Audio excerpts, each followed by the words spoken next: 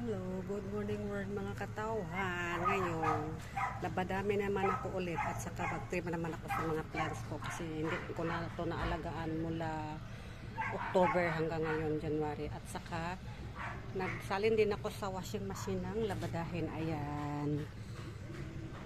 Tapos may sinampay ako. Yung mga shirt ko, hindi pa yan lahat. Yung mga maong lang yan.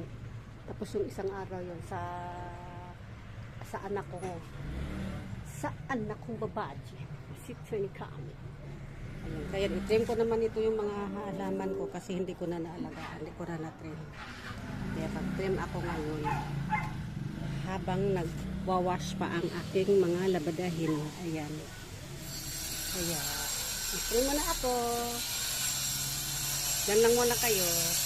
Maya na, update ko lang kayo maya after. Bye bye bye. Love you. Bye bye.